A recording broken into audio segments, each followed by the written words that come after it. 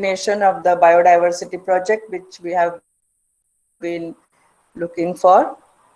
And today I will be taking the habitat and habit as to how to see the plants and how and where it is distributed.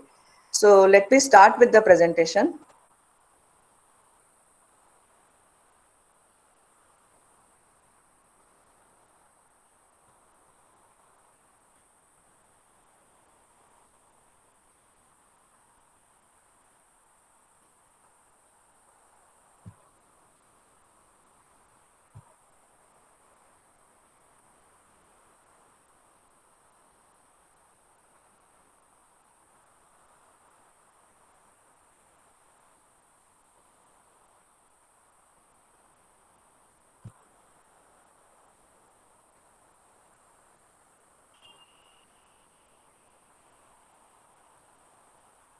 Yes, madam, we can. Yes. So yeah. So we begin with the habitat part. So last time we have seen how the evolution took place, how the plants came from water towards land, how the unicellular was, that is, with advancement, it became multicellular, and how there was division of labor and how the distribution took place. So now we will look at the habitat where these plants live. So habitat is the place where the plants live, where they have their home.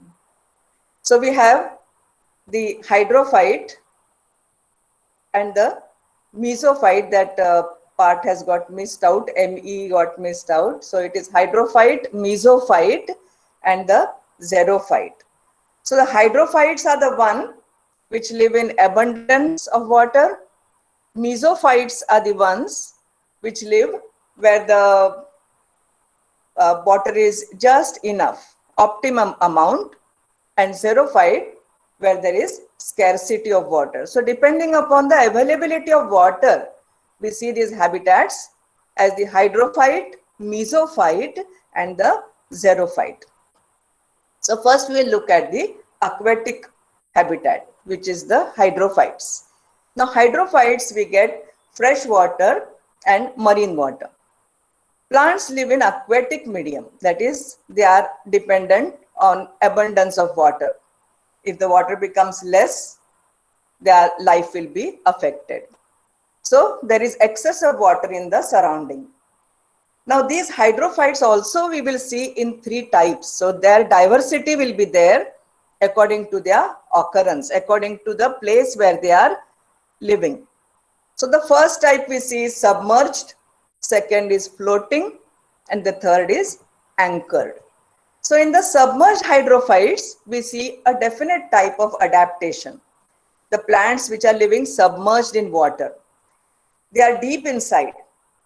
So here what is seen, the entire plant needs protection from getting decayed because it is in water constantly. The major danger is that they get decayed. So to prevent that, it is covered with mucilage. So the entire surface of the plant body is covered with mucilage, which dissolves in water and it prevents decay. So the plant does not come directly in contact with the water. So the entire plant is covered with mucilage. Now, as it is submerged, for example, especially in hydrilla, which we see, the submerged aquatic hydrophyte, this hydrilla has tiny roots at the nodes only. These roots do not go deep, that is to the bottom of the water material or the water body. They do not root. So tiny roots come from the nodes. And the stem is generally very much elongated. That is because to protect it from the water current, so that it does not get affected by the water current. So at intervals, at every node, these tiny roots will come, the adventitious roots will come, which do the function of absorption. But these tiny roots only are not responsible for it. The entire plant body is made up of thin layer of outer epidermal cells from which water is absorbed. So the surface area increases and the water can be absorbed from the entire plant body. So these roots, they do not go into the soil. But for another example that we see, Vallisneria, the plant is inside the water body and the roots are there in the soil at the bottom of the water body.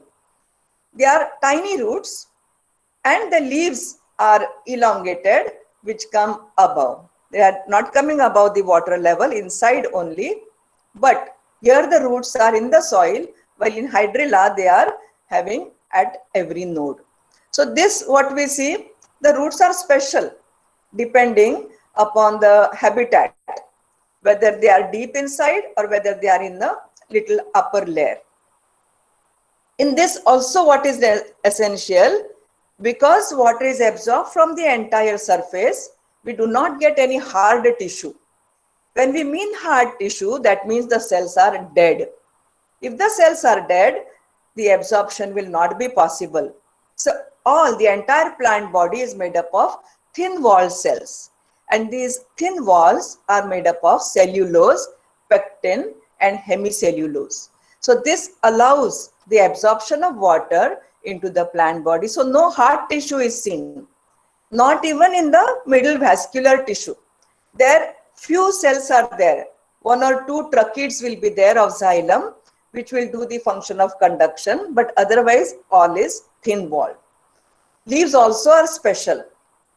Leaves are very slender, very thin, and they are arranged in a whorled arrangement all around the node, so that they are not torn away by the action or by the current, water current. They will not be torn away, and they flow in one direction, so that they are protected from these outside calamities. So this we see are the properties of the submerged hydrophytes, of which we see the example hydrilla and vallisneria. So this slide we see the hydrilla plant. You will notice the nodes are very close together where the leaves are arising, and the leaves are in a whorled arrangement, so that they are flowing in one direction only. And in the second plant, you will notice it is vallisneria. This vallisneria, you will see it is at the bottom where the roots are in the soil. While in that, you will notice a spring-like structure. That spring-like structure is the stalk of the flower. So in this, how is the adaptation?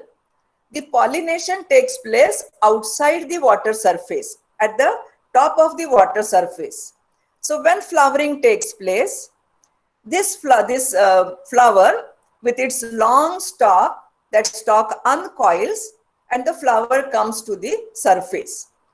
The pollen grains are there which have come from other plant. They are floating on the surface of water. By the water current, they get caught by these flowers where the fertilization takes place, pollination takes place, fertilization takes place. As soon as fertilization takes place, this spring-like stalk again coils, brings the flower or the fruit down, and there it matures. So see the adaptation how it is. Pollination is taking place outside the flower, outside the water body, where the flower will be reaching.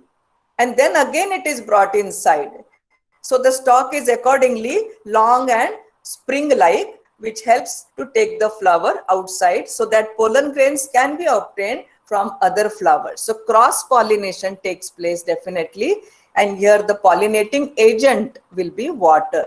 So here it is seen, it is called as anemophily, where the water, hydrophily, where the water is going to help in pollination. Anemophily, the word I used, which is wind pollination.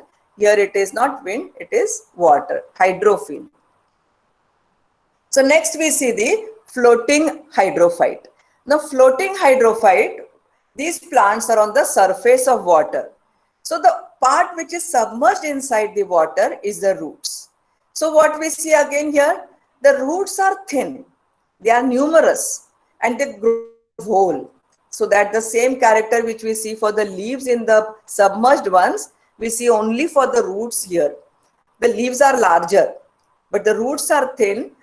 In a cluster they come, in a bunch-like structure they come, so that they are not affected by the water current.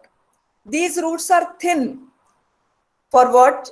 For the surface, that is absorption of the water material, food material. They are thin, soft, and they have numerous root hairs. The root hairs start from the base to the tip of the root. Number of root hairs are there which absorb the nutrients, and the in this also again we see that the roots, they do not enter the soil. They will remain floating under the surface of water. Now the leaves have special character here. The leaves are spongy. They have a special tissue which is called as the parenchyma tissue. This parenchyma is air filled, having the cells which are having air stored in it. And this gives buoyancy to the plant so that the plant remains afloat on the surface of water. So the leaves are spongy in nature. If you crush them, you will notice that they are very soft.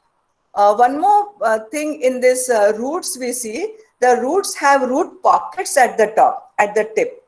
When the roots are going in the water, the roots tip are covered with the pocket. It is called as a root pocket. Now this root pocket again, it has a little air enclosed in it as it is surrounding the tip. The tip is the delicate part, which is the growing part of the root. So here the cells are continuously dividing. So they are protected from decay by that root pocket which covers it on the other end. Only thing here is the root pocket, if by some chance it gets removed, then the roots, that is, they get exposed to water. In the higher plants, if there is a root cap, if the root cap comes off, the new one is generated as the roots are growing. But in the aquatic plants, that root pocket, once it is lost, it is not regrown. But it is there always when it is there to protect where the air cover is there surrounding the root tip, again giving that buoyancy, giving that softness to the root tip so that it can perform its function. So here we see the leaves which are present, they are spongy. Also one more character they have, they are shiny. You can see them shiny surface because they are coated with wax. This waxy coating is there for the prevention from decay. Again, these are in water, so the water might cause decay. So coated with wax, you know, water doesn't accumulate on it, it just rolls away. So that the surface is coated with wax, or in some there are glands. Every epidermal cell will give rise to a gland with a circular head, so that if at all water falls on it, drop falls on it, it rolls away.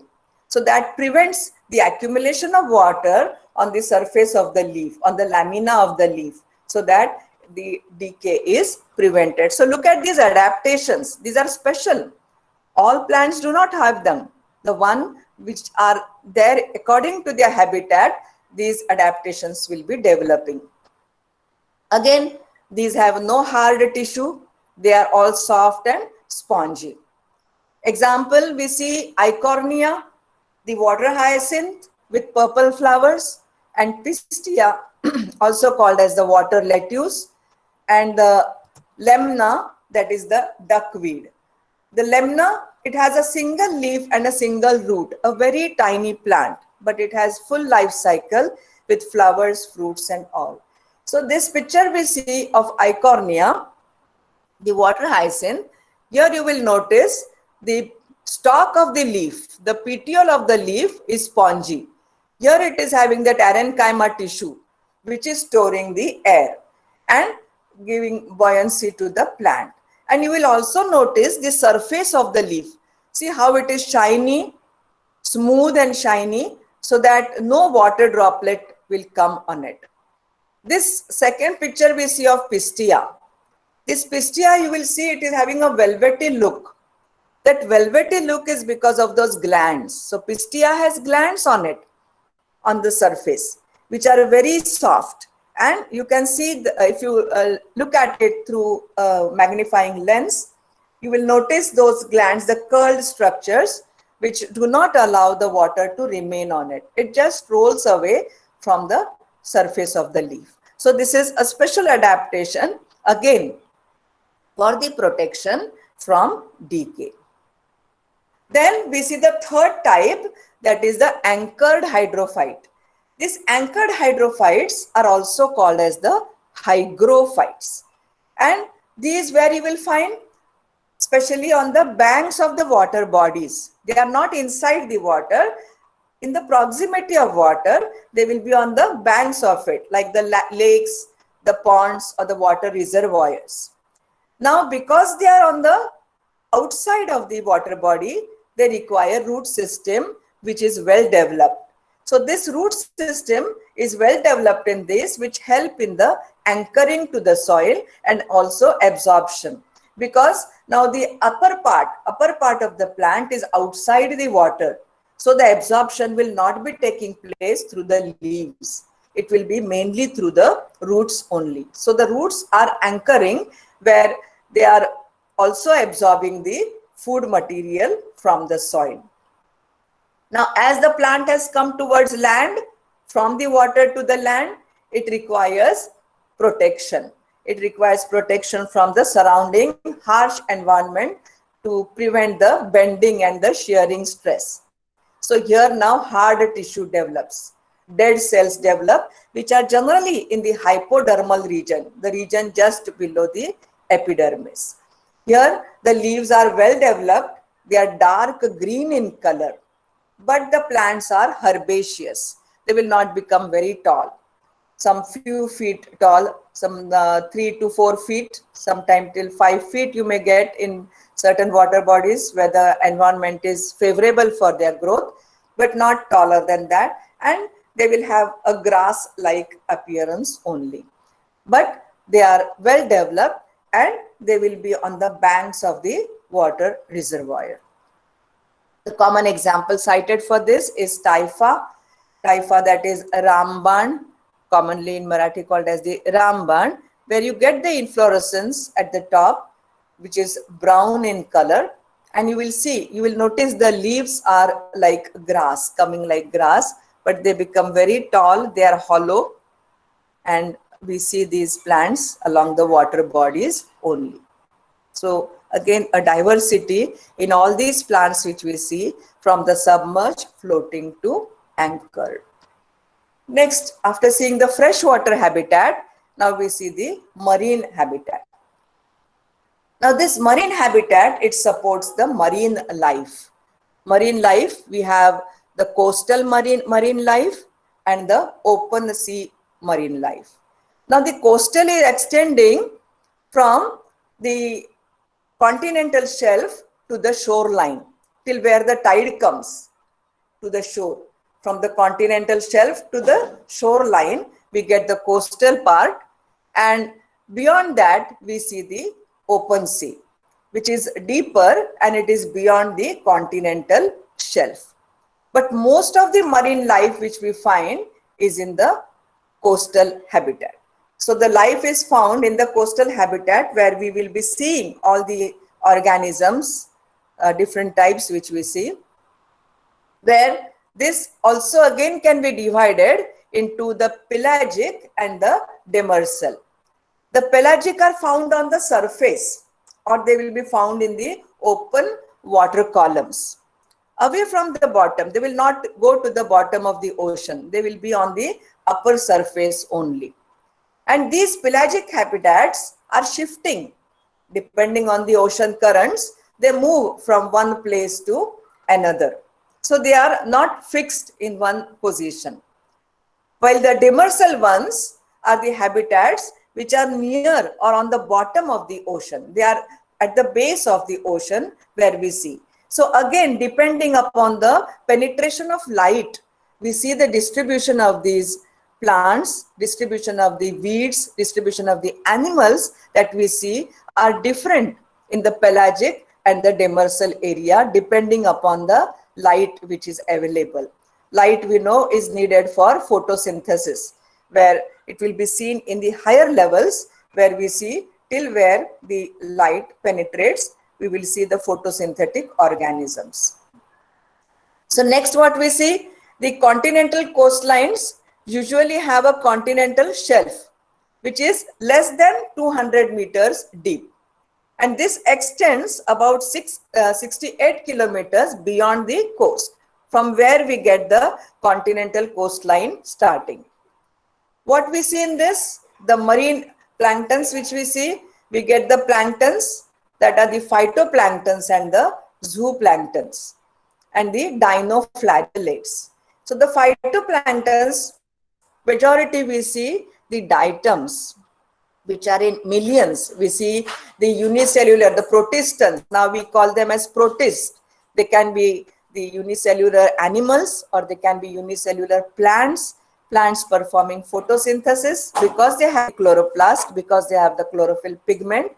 So the phytoplanktons are the first one, the pioneers of the food chain in water. The solar energy, convert it into the chemical energy. So these are the first primary producers which we get in the food chain. So these phytoplanktons, which are millions, are the food of a number of animals. Planktons, the larger fishes, the birds which come for feeding. So all plankton, which are the major source of food. And the phytoplankton also, because that is they get the dinoflagellates, especially we have the red sea which is there, which is red because of the cyanide. So this cyanobacteria is a moneron. It is not even protestant. It is a moneron one where we see the because of that. The dinoflagellates, especially we mentioned, because some are having animal characters with no chloroplast and some are having chloroplast which perform photosynthesis. Again, next to the diatoms, the dinoflagellates are numerous in the zooplanktons. We get the larval form of all the animals. The larval forms are there, the copepods are there, and forms of all that is all the phyla which we see, right from the protozoan, that is the protistan, one, the echinoderm, and the vertebrates which are there in water. All these come in the zooplankton. They are the zooplankton part. So, and they are the next in the line of food chain, which are the primary consumers. So these consume the phytoplanktons and these zooplanktons are then consumed by the others. So they form the first number in the consumer ones, while in the second one in the food chain. So these again, see, the sea is, that is the water body is so huge. We get the 5 oceans. So imagine how many phytoplanktons are there in all these, which we see, which provide the food for the other animals, because again a food web is formed where phytoplankton through zooplankton, yes, but phytoplankton in other organisms also directly we see growing. So this planktons, we see the phytoplankton, the zooplankton and the dinoflagellates. Also, we see the seaweeds. The seaweeds are from the rhodophyta and the phaeophyta, mostly. Also, chlorophyta. The kelps, like the dictyota, the padina, sargassum, laminaria, you must have heard these names, which all are there. We take them as the seaweeds, where we also get the corals. Next, so we see till here the aquatic ecosystem, which is with the marine habitat, and now we will see the forests, the types of forests that we get in India. So we see The tropical evergreen forest, we see the deciduous or monsoon type of forest. We get the dry deciduous forest, semi-desert, desert vegetation, and tidal or mangrove forests. So here then first we will see the evergreen forest. Now what we notice here, that this all depends upon the rainfall. So in this region where rainfall is more than 200 centimeters and the temperature varies between 16 to 30 degrees Celsius, we see that the evergreen forest will be appearing, or it will be there. So 7% of the Earth's land surface harbors this, where most of the animals and the plants of the world are harbored. These are found near the equator. Now, why near the equator? At the equator, the sun's rays are vertical. The heat is intense. The light is intense. Because of this, what happens? More evaporation takes place. Because of more evaporation, the humidity becomes very high. Because more humidity is there, the rainfall is very heavy. Because rainfall is heavy, the vegetation is dense. And because the vegetation is dense, the animals are numerous, which can survive, which have their food in this type of surrounding, this type of ecosystem. So on the equator, we get these evergreen forests where the leaves are not shed. The vegetation is very luxuriant, where we get a multi-layered structure. Now, how we see in the evergreen forest, how we can make it out? The trees are very tall and there are layers in the tree. So some trees, they have to grow towards light. So when they are growing, they grow taller and taller, and some of them reach a height where they are emerging from all the other plants.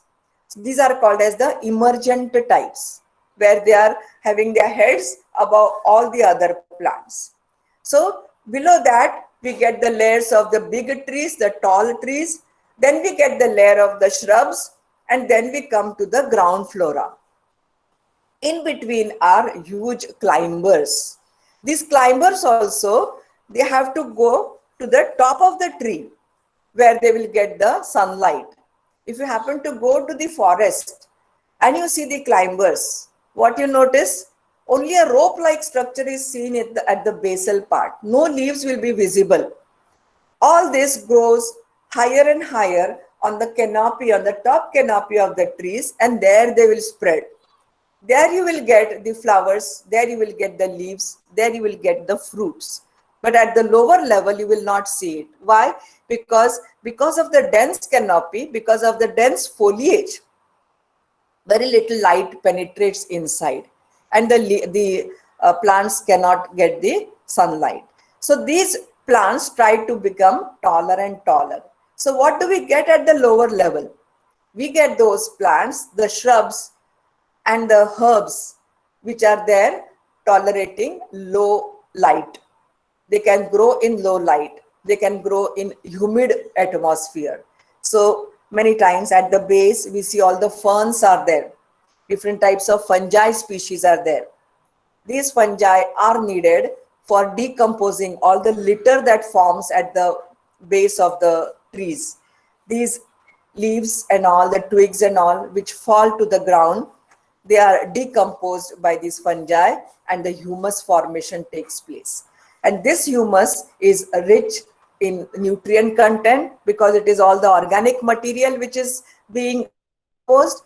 And what is this organic material? It is having the energy of the sun. It is having the solar energy which is trapped by these plants, and now it has come to the soil.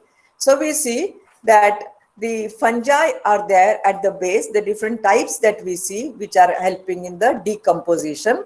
Then we get the ferns, and then we get the shrubs which can tolerate. So storied, we see the distinct storied structure, multi-storied structure of this forest, which is a characteristic of the evergreen forest. So further points what we have taken, they have dense foliage, they do not shed their leaves, And where they are found? In the peninsular India, they are found in the Andaman and Nicobar Islands. They are found in the Lakshadweep. They are found in the upper parts of Assam, Tamil Nadu, and the western slopes of Western Ghats, such as the Karnataka and Kerala. So western slope of Western Ghats, which come in the pathway because of the Sahyadri, Western Ghats, because of the Sahyadri mountain, the monsoon winds which are carrying the rain are blocked on one side. So these western slopes have more of rainfall, and that is why we get the evergreen forest here. So the distribution you will see, if you have been to these places, you will notice the evergreen forest, where you will see the denseness of the vegetation which is there and the animals that live in it. There are so many and so diverse that every time you go, you are bound to find a new one. A new worm will be there, a new insect will be there, a new mammal will be there, new birds will be there. So variety you get in these dense forests. So that is about evergreen forest. Then we see the deciduous, the tropical deciduous forest. This is also called as the monsoon forest. Here the rainfall is between 200 to 70 centimeters. These shed their leaves. When do they shed their leaves? 6 to 8 weeks in dry summer. So when the dry summer approaches, they shed their leaves. And these are the most widespread forests in India. Now, on the basis of availability of water, these forests are further divided into moist and dry deciduous forest. So we see, depending upon the rainfall, depending how much, 200 to 70 centimeters it is varying. So where it is more, it will be moist. Where it is lesser, it will be dry. So in this, we see the vegetation which is observed is the trees like ebony, that is the Diospyros melanoxylon. It is mahogany, Swetenia mahogany, or the rosewood, that is Dalbergia. These dominate. And the common animals which you will see in these regions, in the deciduous forest, the elephants, the monkeys, the lemur, the deer, the one-horned rhinoceros in the jungles of Assam and the West Bengal. Now these animals you will see, they are the elephant, the rhinoceros, they are huge animals, which generally we see are closer to the water bodies, where they get abundant water for their need. So that accordingly you will see the forest how it is. So we see the moist deciduous one. This comes in the tropical region, where both rainy and dry seasons occur during the year. So part of the year you will have the rains, and part of the year it will be dry. So mostly we see these in the region where both the seasons are there. Between 100 and 200 centimeters.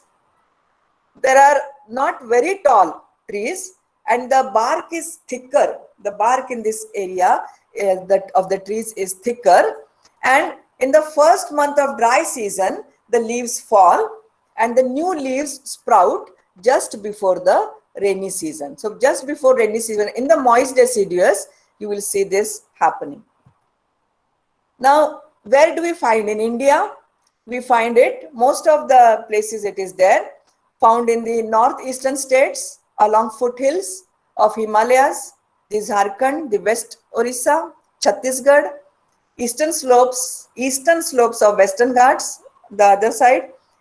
Important species, teak, bamboo, sal, shisam, khair, kusum, arjun, mulberry, sandalwood, all of this you must be familiar, which are seen in our forests also. Here also we get it as a mixed one. It is both moist as well as dry deciduous. So all these we see around us, which is the forest type. Now the dry deciduous. In the dry deciduous, the rainfall is lesser. It is between 100 to 70 centimeters.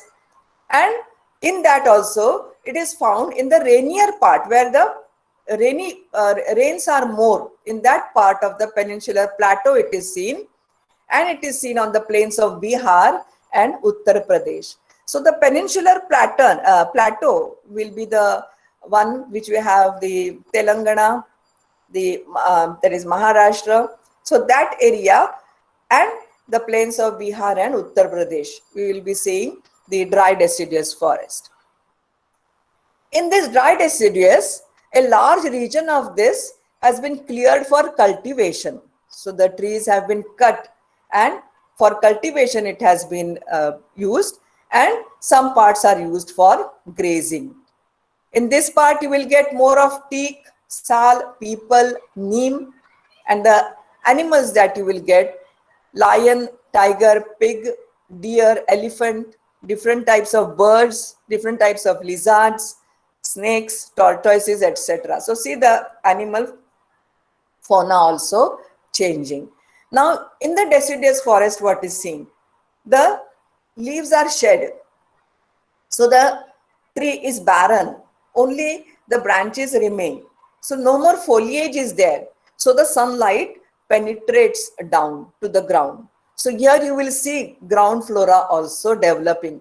This you will not see like this in the uh, evergreen. In the evergreen, the ones will grow which are having that, which can tolerate less light only. While here you will also see other plants which can grow because the light penetrates. So this forest you will immediately make out that it is different from that of the evergreen, where you will not get it as storied, but you will see the ground flora developing because the that is for some period at the on the ground level there is no shade, and the seeds can germinate and grow. So that we can see that in the dry deciduous forest. Then we get the mountain forest.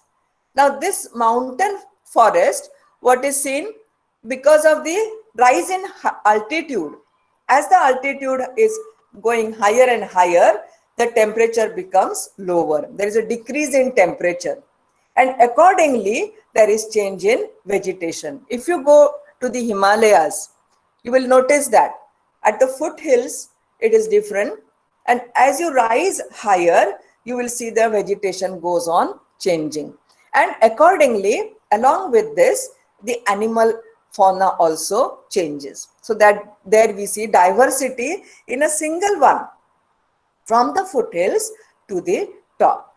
So what we see here, there is a succession of natural vegetation belts in the same order as we see from tropical to tundra region.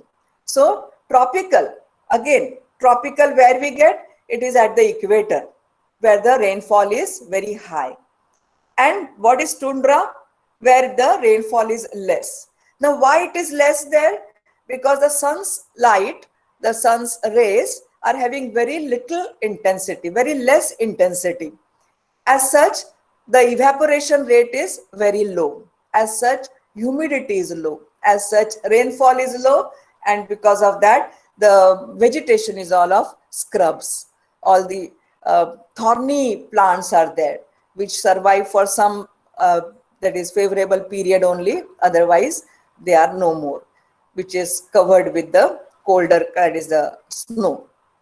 So from tropical to tundra, the way we see the change from the tropical to temperate and from temperate to tundra, there is difference. So same we see in the mountain forest. So here what we notice, between the height of 1000 to 2000 meters is wet temperate forest. The temperate forest, which is from the Tropic of Capricorn, we see further, that is the temperate forest where it is favorable for the plants to grow. So here we see evergreen broad leaf trees such as oaks and chestnut. So that the trees which are having, that is, which are evergreen, that you will notice at the foothills. Then between 1500 to 3000 meters, a little higher, we see temperate forests. What these forests contain? They have the conifers like the pine, the deodar, the silver fir, spruce, the cedar, all these are pines. We commonly call them as pines. And they cover mostly the southern slopes of the Himalayas, places having high altitude in southern and northeast India. So we see this type of forest, this belt of trees, which is between 1500 to 3000 meters. At higher elevations, above that if you will go, you will get the grasslands. Again, you will notice there are all the grazing animals in this area. So at higher elevation, higher to this, we get the grasslands.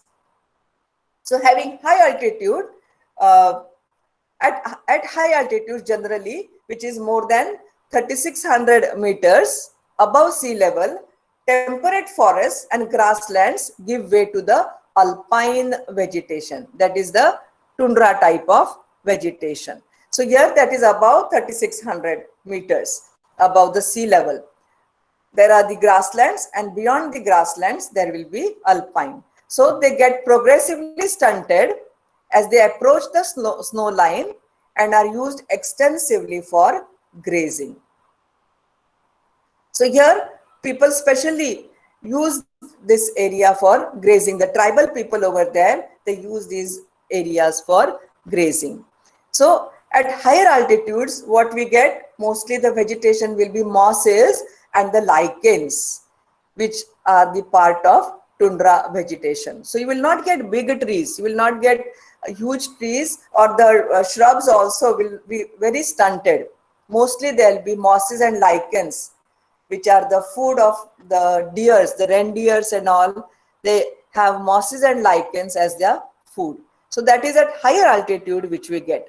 So look at the list of the animals which you will see. You must have also visited these places. So common animals which are seen, the larger ones, the Kashmir stag, the spotted deer, the wild sheep and goats with thick hair especially, so that they are protected from the cold.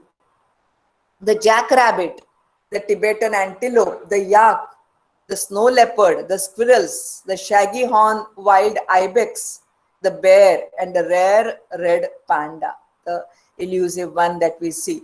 So all these animals, you will note, they have a thick fur on their body, which prevents the loss of heat from the body, which functions as an insulator for them, so that they are not affected by the cold surrounding, whether snow which is there in the surrounding area. Especially for them to protect their body from losing their normal temperature, the heat of the body. So this we see in the mountain forest. You will notice, right, as the altitude is rising, the temperature goes on reducing, and accordingly the vegetation also gets adapted according to it, and you get distinct belts of these vegetations. Next we see the thorn forest, which is a semi-desert or the desert area. Here the rainfall is less than 70 centimeters. The vegetation is with thorny trees and bushes found in the northwestern part of the country, including the semi-arid areas of Gujarat, Rajasthan, Madhya Pradesh, Chhattisgarh, Uttar Pradesh, and Haryana. So these regions in India, you will find these desert forests. Again, if you have been there, if you can bring the geography of India in front of the map of India in front of your eyes, you will know how, because of the rainfall, we are seeing all possible types of forests in India. Here the trees are scattered, and these trees have the long roots. Trees will not grow in clumps. They are scattered, having large distance in between them because of competition for water. And the root system is very well developed. It goes deep into the soil till the water table. The water table, where the water percolates through the soil and it gets settled at the water table. So the roots are so well developed that they have to reach till the water table to get the water. So it is very difficult to uproot a plant in this the tree in this area because of the sand dunes also. because of the shifting soil also. They have to put their roots deep inside to get maximum anchorage. The stems are succulent, thick, storing water, and the leaves are reduced. So here we see the plants commonly observed. See, again different from the other ones that we have seen. They are the acacias, there are the palms, there are the euphorbias, and they are the cacti. And the animals, majority you will see will be burrowing animals, which to protect them from the heat of the sun, they burrow deep into the soil, they burrow deep into the sand so that they remain cool and they are not affected by the heat.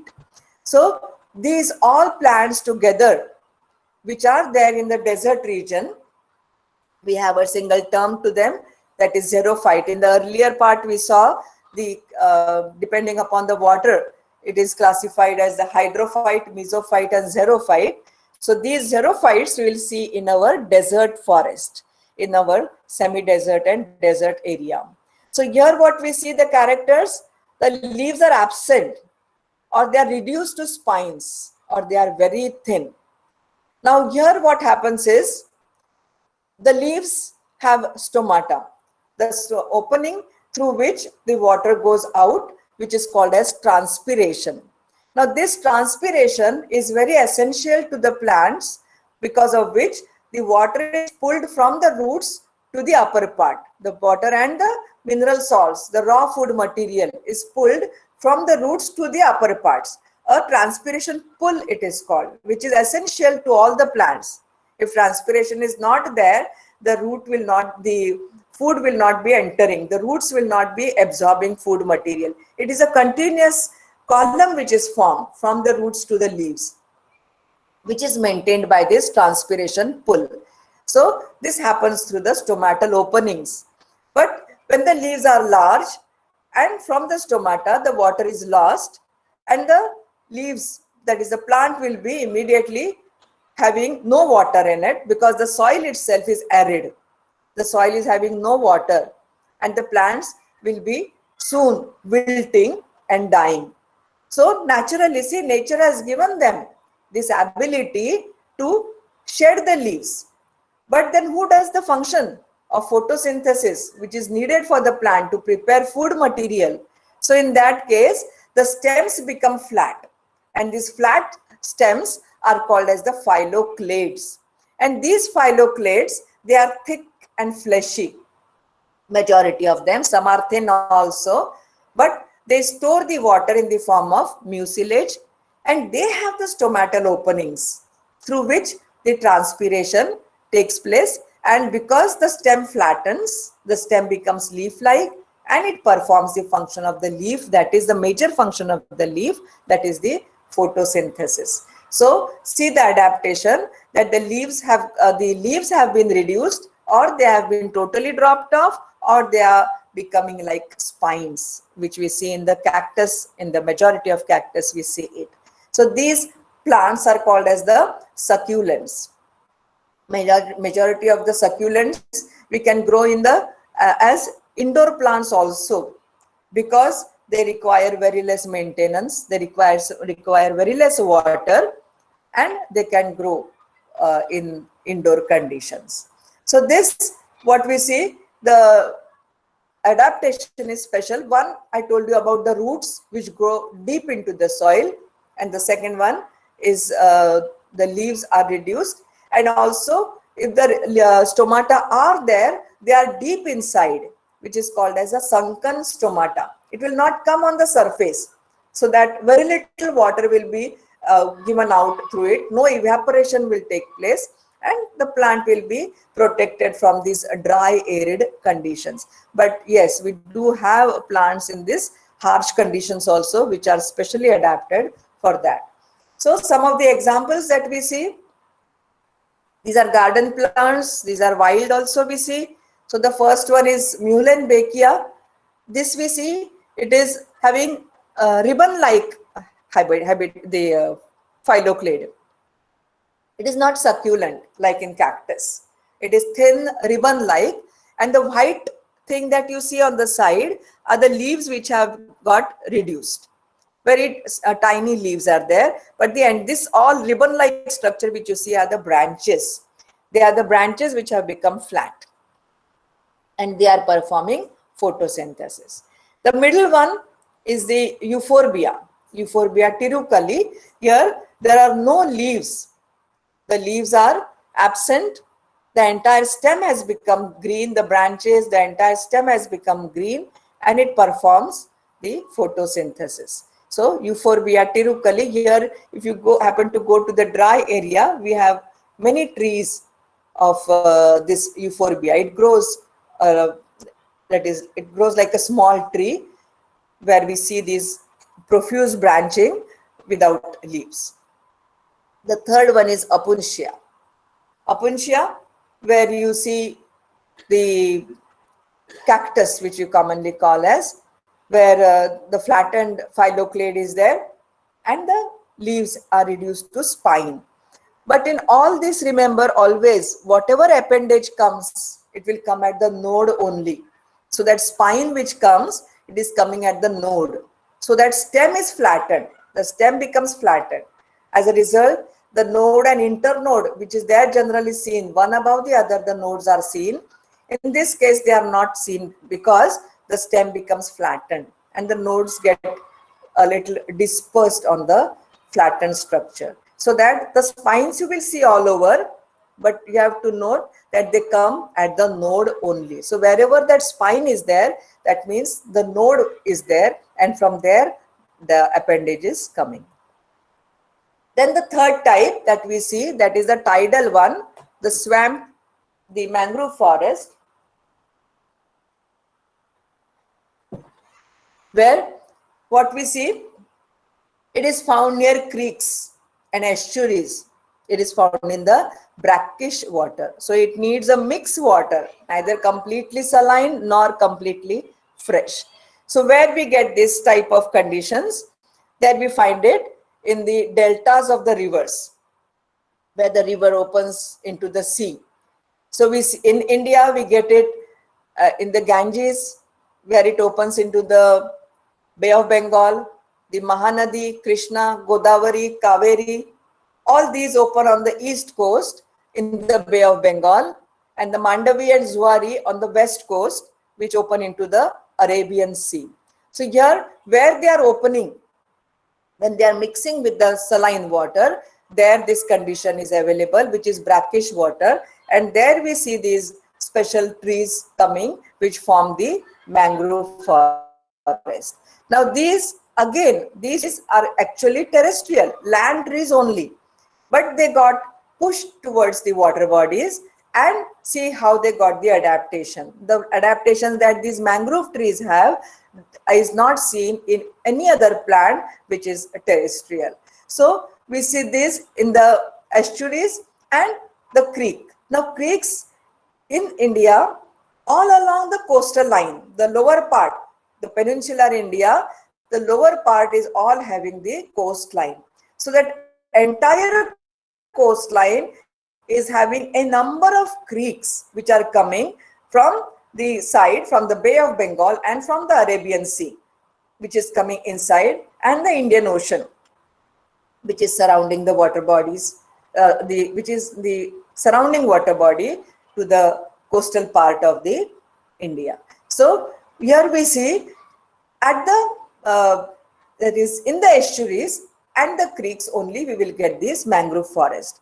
Now these adaptations that we get is for the survival in the waterlogged saline area, saline region.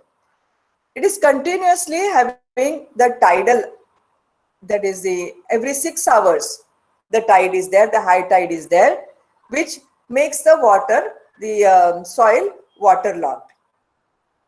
Now this, because of the continuous water current, the soil particles are very tiny. They are so tiny that they remain very close together.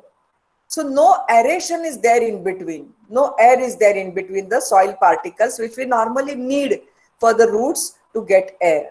The roots put their root hairs because they need that air, and they can absorb, they can perform their function normally. But in this condition, because of the tiny soil particles, that is not possible, and the plants have to give up the special type of roots which come into the air above from the water level, the pneumatophores or the breathing roots. The second type that we see are the stilt roots and the columnar roots. These are there specially for the support. These plants are there in the continuously shifting mud.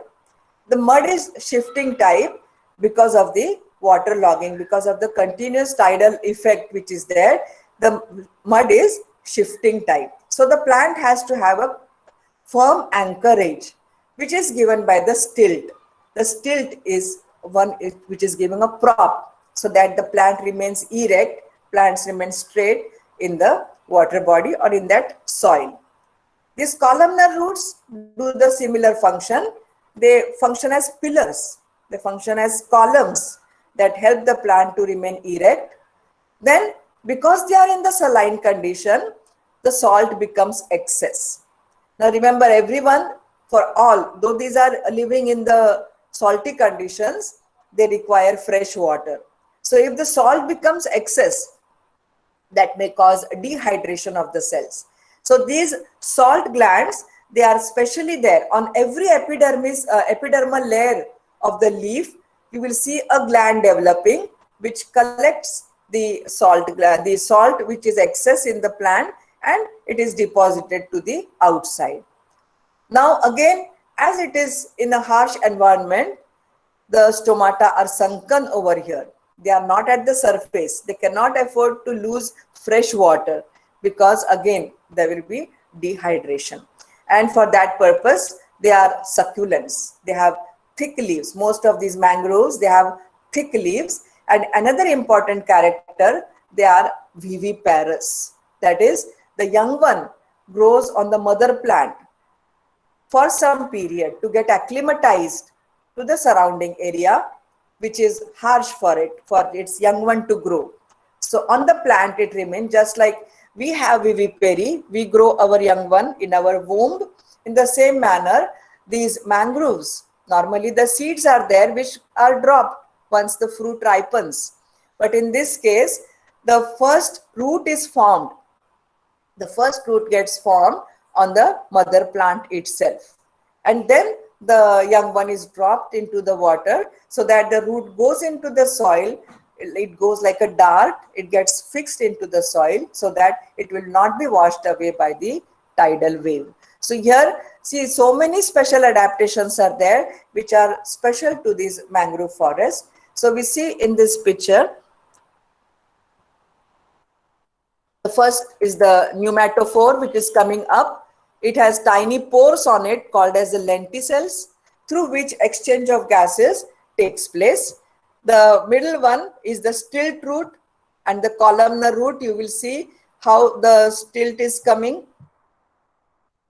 how these branches are coming down and fixing the plant to the soil. And this specially we see how it is. The plant, this special which we see, the secondary roots which we see, the one primary root goes into the soil.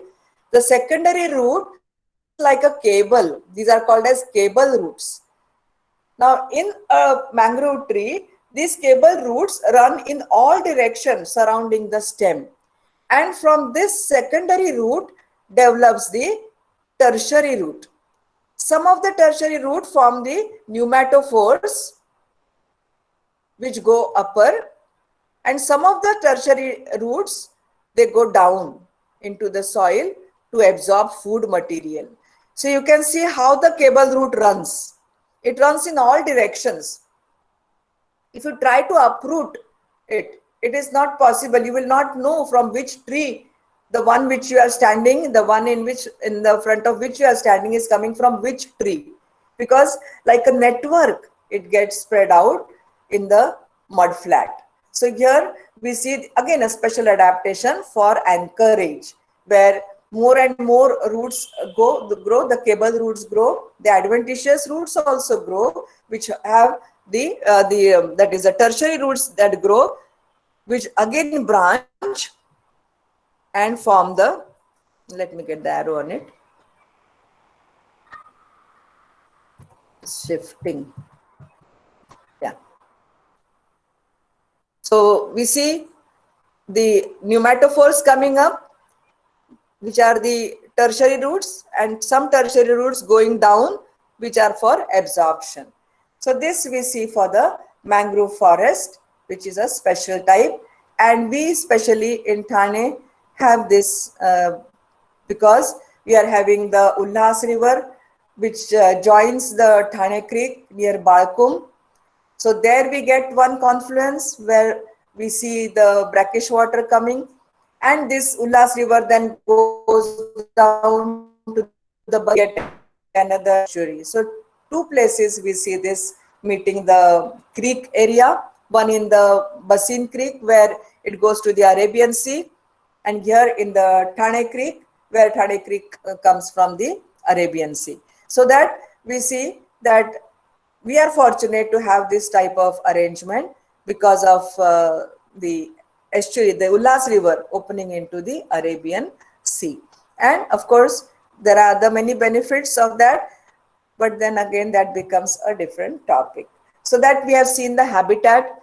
I, I feel that is clear that where how the diversity was seen right from the first type, that is the evergreen type, to the mangrove forest, how much diversity is there in these plants, and accordingly the animals that live in it, the animals adapt themselves to live in this type of condition with that type of rainfall and that type of temperature, or that temperature which is seen. So next we see habit, which also you must know to study the diversity. So what is a habit? Habit, we say, it is a formation of plants. These plants we get of two types. We get erect forms and we get weak forms. All these are around us. So we can identify them, which is the erect form and which is the weak form. So in the erect forms we see there are the herbs, shrubs, the small trees and the big trees. These are the erect forms. And the weak forms we see, they are the creepers, the trailers, the climbers, the twiners. In the climbers, we get the variety, that is the tendril climbers, the root climbers, the scramblers, the adhesive climbers, and the lianas. So you can see the variety, the diversity in these plants, which are either erect or weak. And then we see the special forms. The special forms like that of the epiphytes, the parasites, and the insectivorous plants. So we see now the first erect form, that is herb. How we identify a herb? These herbs are short. They are small plants. They will not grow very tall. And very often they do not rise higher above the soil. Close to the soil surface they will remain. So they are herbs. These herbs have their stem light green in color. It will be light green color and it is soft. Soft tissue will be there on this herb. They do not have many branches. Even if branching is there, one or two branch will be there. Branches are not many on the herbs. And generally they are succulent. That is, you can crush them easily. They are succulent. Example we see, many are there. I've taken two, sunflower and marigold. So we see sunflower is a herb and marigold is a herb, herbaceous plant. These are the ones which you commonly see. Most of them must have seen it and having it at their home also. Next we see the shrub. Now what is the difference between the herb and the shrub? These are taller than the herb. The stem is dark green or brown. The stem is hard and woody. And it is much branched. Herbs are not branched, but these shrubs are much branched. And how are they branching? How do the branches arise? branches arise from the level of the soil. From the base itself, you will see the branches coming out, which gives a bushy appearance. So normally shrubs are bushes. So these bushy plants, we see that appearance is there because the branches come from the basal portion itself. So the main trunk as such is not seen. The branching begins at the very lower level itself. So main trunk as such of the plant will not be visible distinctly. Example we cite is the common ones which we have in the garden, hibiscus and ixora, which is a much branched shrub having a dark brown, dark green stem, which you can notice when you observe it next time. So next we see small tree. What will be a small tree? Now this small tree has an erect stem. It does not grow very tall. Branches appear a little higher from the base of the stem. It will not be like a shrub coming from the base. Branching is there, but a little higher. You can see the lower stem portion of it. So, and when the branching begins, it spreads in all directions. Generally, in the small tree, the branching will be there, spreading all around the stem. So branches appear a little higher from the base and they spread in all directions. Example which we commonly cite, Cisalpinia pulcherrima, that is Shankasur. Then we see big tree. Now this big tree has erect stem. It grows very tall and big. Branches are many. They appear higher from the ground. So we have the bole of the stem, the lower part which is not having branches or which is not showing the branches as the tree grows. It is called as the bole. Generally has a round canopy, that is roundish upper end, and the branches spreading in all directions, all sides. Again, like the shrub you will see it growing, but generally these have round canopy. The shrubs you will see the spreading is more like a stringy part on the outside. Example which we can cite is mango and katesour, that is bombax malabarica, where we see the bole underneath and the tree having the branches a little higher on it. So here you can see distinctly, if you happen to go into the forest or if you happen to go outside, you can identify these differences between a herb, shrub, a small tree and a big tree. Now we will see the weak forms. The weak forms are the types which we saw earlier, the listing, the creeper. Now a creeper, according to the term or according to its name, creep, it creeps along the ground, it creeps along the surface of the soil. So the stem is weak, it cannot stand erect, it has to grow with the support of the ground, support of the soil. So it will never grow higher. Example we see in hydrocotyle, that is Brahmi, and oxalis with the yellow flowers that we see, purple flowers. It's oxalis is a big genus having a number of species, which is again an ornamental, and it is wild also, where you see it growing on the hill slopes.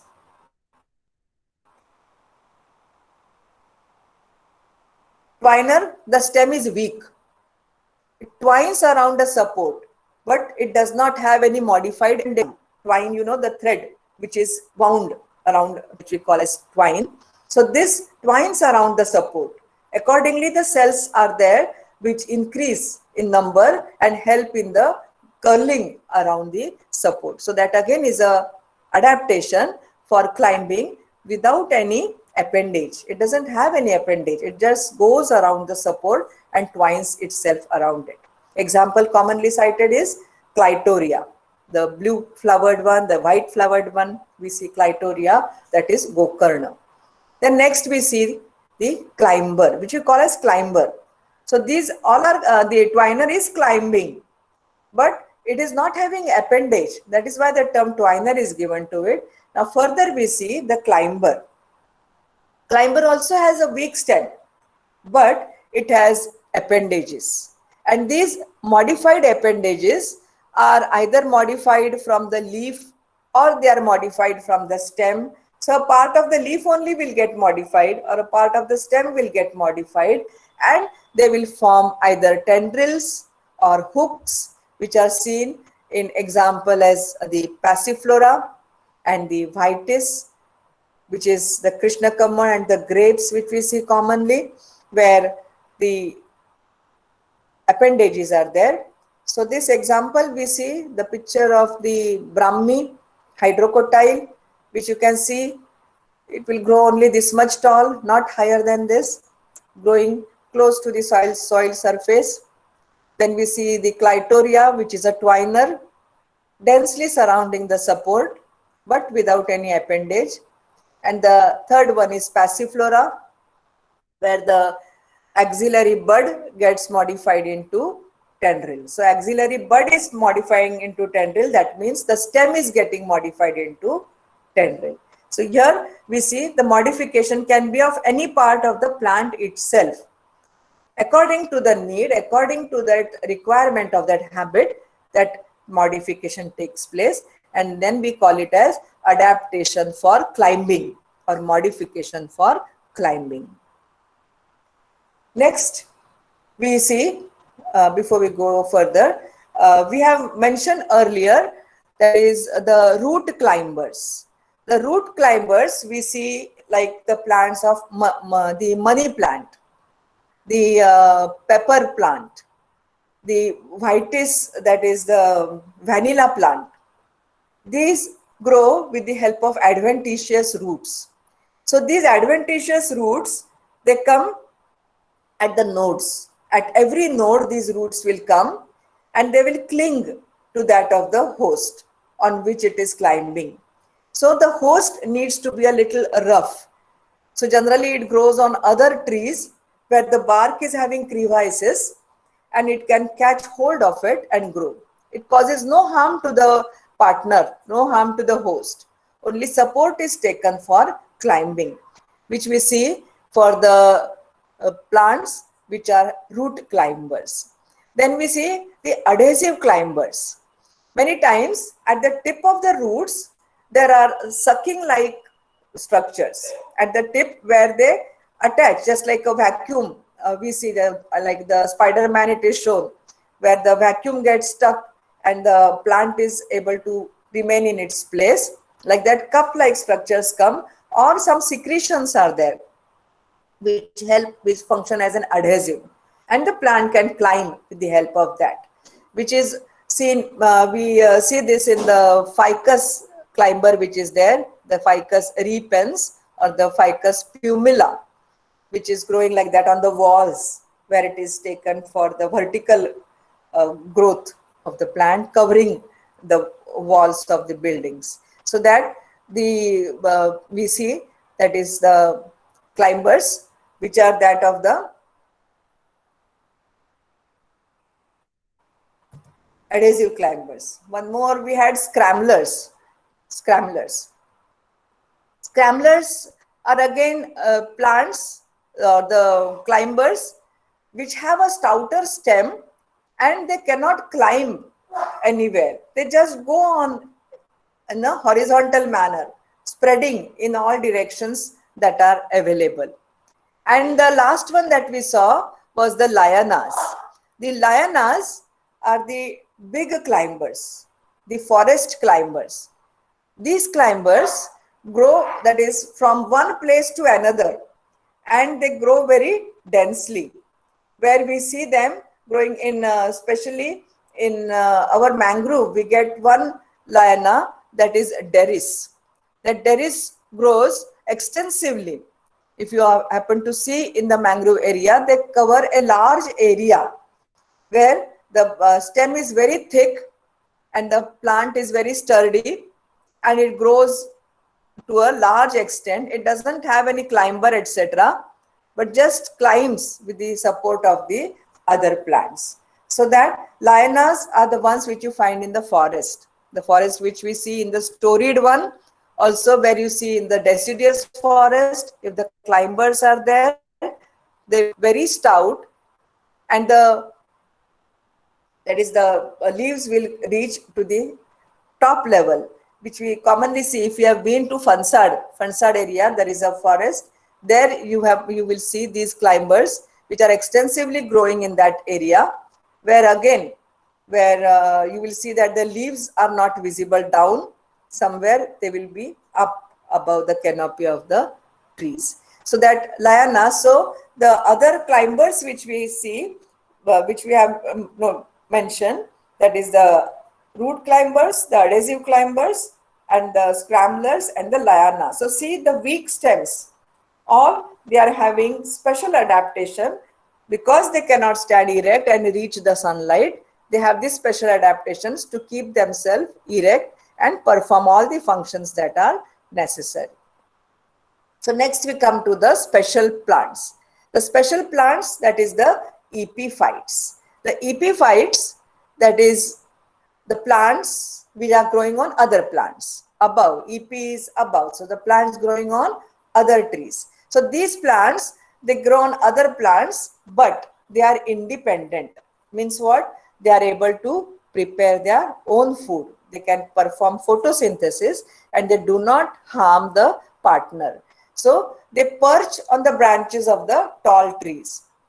Now, these epiphytes, they have two types of roots. Because their roots do not enter the soil, they have two roots, two types of roots. One is the clinging root, which is for perching.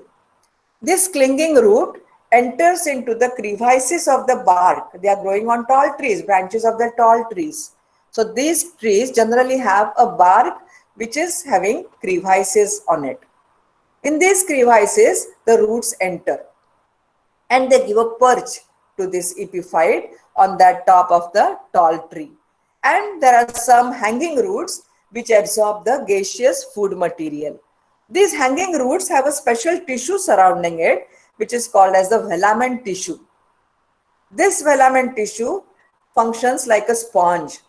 It absorbs the gaseous food material, the water vapor, the moisture which is there in the surrounding, that is absorbed, and the gaseous, that is in the gaseous form, the oxygen, nitrogen which is available, which can be absorbed by it. Of course, nitrogen needs to be converted into nitrates, which is made available to the plant. But here then what we see, this is also done by the clinging roots. The clinging roots give a perch by entering the crevices. Now in this crevices, that is the pollen grains have fallen, the mosses have come. So there the humus formation takes place. This decaying of that organic material takes place, from where these clinging roots can absorb the food material. So that is in the crevices they get it, because of this action of these fungi or the bacteria which are there. They act upon these organic matter and make it available to the orchids. So these are only taking support where they have their own green leaves and they can perform their own photosynthesis. So they are independent. So orchids we see, and one more example we have cited, that is ficus. This people is seen, or the ficus itself is seen, that the fruit which comes on it is the fig type. It is the fig which we get, where the seeds are inside it, and it is the food of a number of birds. Birds eat it, and the shit that falls, the fecal matter that falls, it falls wherever it is sitting on top of some monument or sitting on top of some tree. Wherever that falls, that seed falls, it will be germinating. So initially the roots are not reaching the soil. So on which tree it is growing, initially it will grow on that as an epiphyte. Gradually the roots grow down, they enter the soil, and then it becomes independent. You will notice a number of trees like this.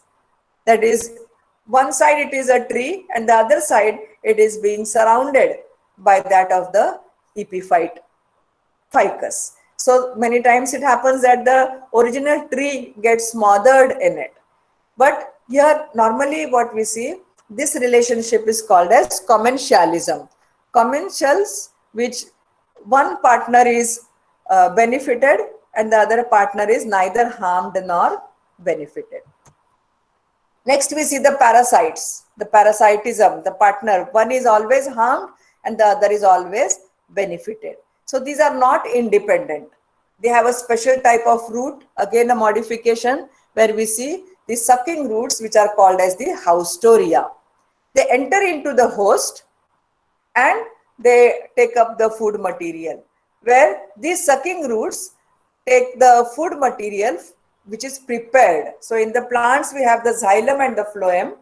Xylem is carrying the raw food material and phloem is carrying the prepared food material. So these roots go up to phloem to take up the prepared food material, which is seen in the total parasite, which is completely devoid of the green pigment chlorophyll.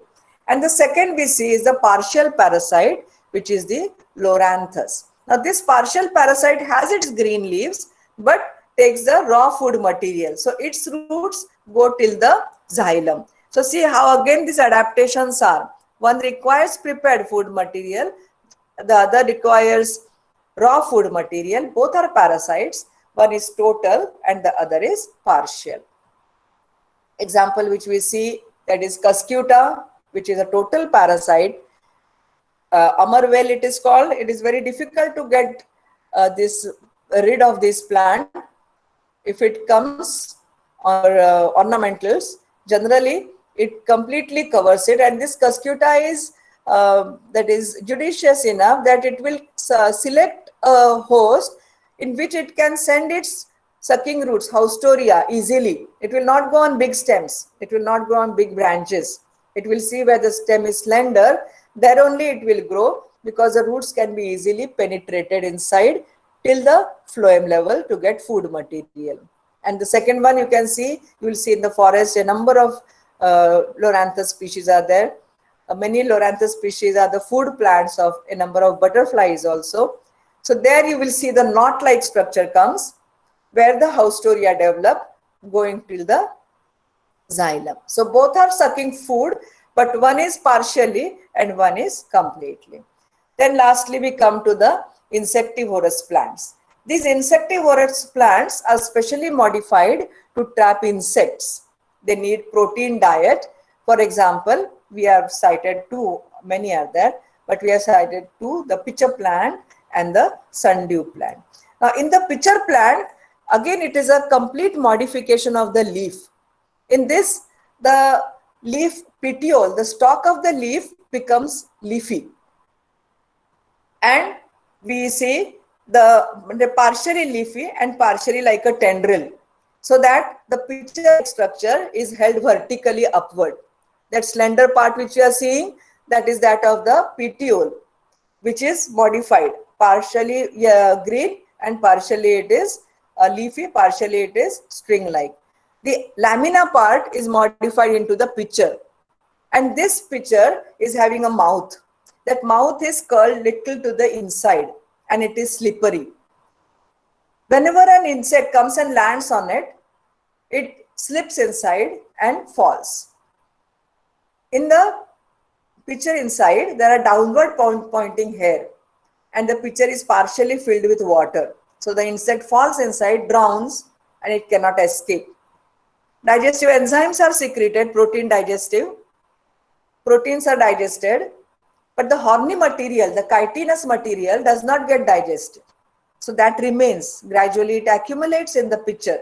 So if you get a mature pitcher, you are happen to get this horny material of the insects which are not completely digested. On the mouth there is a lid. This lid is not movable. It doesn't close the pitcher. It is just beautifully colored or beautifully shaped, so that the insects are attracted. They come and sit on the mouth and they fall inside. Now different types of pitchers we get, which are different shapes are there, different sizes are there. but all having the same type of adaptation. And the second we see is that of Drosera. Drosera, that is, this one is indica. We get a number of species of Drosera also. Here, the side of the lamina gets modified into knobbed glands. The tip of the gland is secreting a mucilaginous structure which shines in the sunlight. That is why it is called as a sundew plant. This knob is sticky. So when an insect visits this, because of the color, insect visits it, as soon as it touches this gland, all of them close over it. It coils, the insect is digested by the enzymes, and once the digestion is complete, it reopens. So that we see this is a modification for trapping insects. Similarly, we get the Venus is fly trap. Similarly, we get utricularia. In utricularia, the root hairs are modified into bladders, while in the Venus is fly trap, the leaf only is modified into a trap, which closes like a book from the midrib inside. So we see these different diversity in the different plants we observe, and we come to the end. That is, we say thank you for that.